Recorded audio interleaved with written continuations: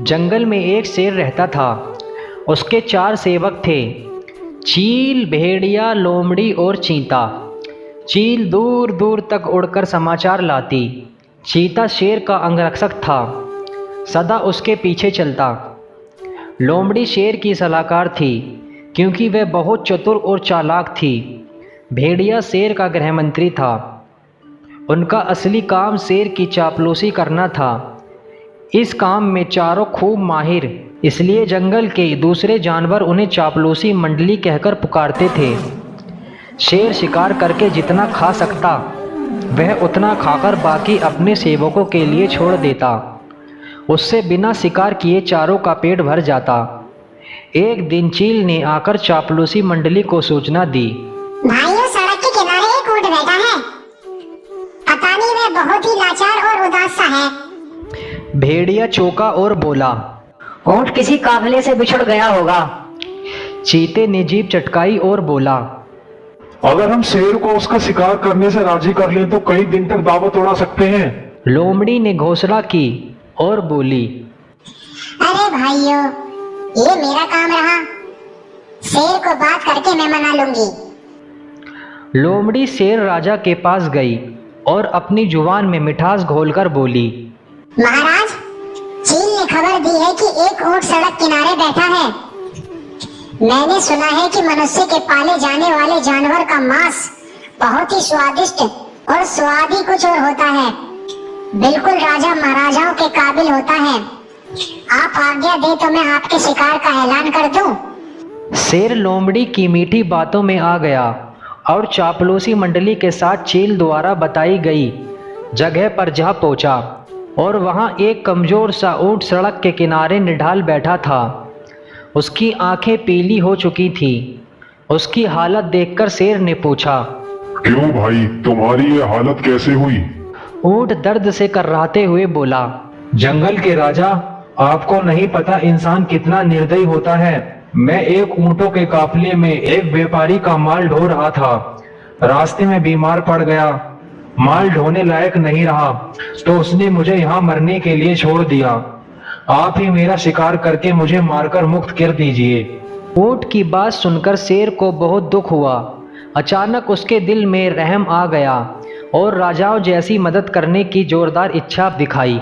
शेर ने कहा, ऊंट भाई, तुम्हें कोई जंगली जानवर नहीं मारेगा। मैं तुम्हें वचन देता हूँ कि तुम हमारे साथ चलोगे और उसके बाद हमारे साथ ही रहोगे और तुम वहाँ हरी भरी घास खाकर भी खुश रहोगे। चापलूसी मंडली के चेहरे लटक गए और भेड़िया फुसफुसाया, ठीक है, हम बाद में इसे मरवाने की तरकीब निकाल लेंगे। फिलहाल शेर का आदेश मानने में ही हमारी भलाई है। इस प्रकार ऊंट उनके साथ जंगल में आया। कुछ ही दिनों में हरी भरी घास खाने व आराम करने से वह स्वस्थ हो गया। शेर राजा के प्रति वह ऊंट बहुत एहसानमंद हो गया। शेर को भी ऊंट का निस्वार्थ प्रेम और भोलापन भाने लगा। ऊंट के तगड़ा होने पर शेर की शाही सवारी ऊंट की हो गई। वह शेर को अपनी पीठ पर बिठाकर पूरे जंगल में घुमाता और अपने पेट की सेहर करवाता। एक दिन शेर शिकार करने गया और चापलूसी मंडली के कहने पर उसने हाथी पर हमला कर दिया। दुर्भाग्य से हाथी पागल हो गया। शेर को उसने सूंड से उठाकर पटक दिया। शेर उठकर बच निकलने में सफल तो हो गया, पर उसे चोट बहुत लगी। शेर लाचार होकर बैठ गया। शिकार कौन करता? काफी दिनों से न शेर ने कुछ खाया और न सेवकों ने कुछ खाया। तभी लोमड़ी बोली, हद हो गई। बताओ, हमारे पास एक मोटा ताजा ऊंट है और हम भूखे मर रहे हैं। चीते ने ठंडी सांस ली और बोला, तो क्या करे भाइयों, शेर ने उससे वादा जो कर रखा है उसे न मारने का। हमें ही कुछ करना होगा। देखो तो ऊंट की पीठ का कोबड़ कितना बड़ा हो गया। चर्बी ही चर्बी भरी पड़ी है। इसका कोबड़ खाने में कितना मजा आएगा। मेरे मुंह में तो पानी आ रहा है। और भेड़िए के मुंह से भी लार टपकने लगी। फिर भेड़िया बोला, ऊंट को मरवाने का यही मौका है। सब लोग दिमाग लगाकर कोई तरकीब सोचो। लोमड़ी बोली, तरकीब तो मैंने बहुत पहले से ही सोच रखी है। हम सबको एक नाटक करना पड़ेगा। सब लोमड़ी की तरकीब सुनने लगे। योजना के अनुसार चापलूसी मंडली शेर के पास गई। सबसे पहले चील बोली, महाराज, आपको भूखे पेट रहकर मरना मुझे देखा नहीं जा रहा। आप मुझे खाकर अपनी भूख मिटा सकते हैं। तभी लोमड़ी बोली, चल हट, तेरा मांस तो महाराज के दांतों में फंसकर रह जाएगा। महाराज, आप मुझे खाइए, मेरा मांस बहुत ही ज्यादा स्वादिष्ट है। फिर भेड़िया बोला, हा हा हा हा हा, तेरे शरीर में बालों के सिवा कुछ है ही नहीं।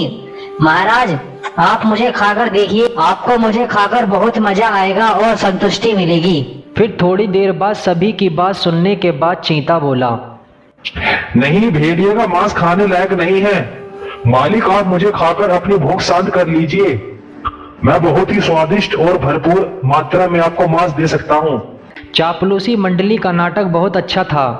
अब ऊंट को भी वफादारी दिखाने के लिए कहना ही पड़ा, नहीं महाराज, आप मुझे मारकर खा जाइए। मेरा तो जीवन आपका ही दान दिया हुआ है।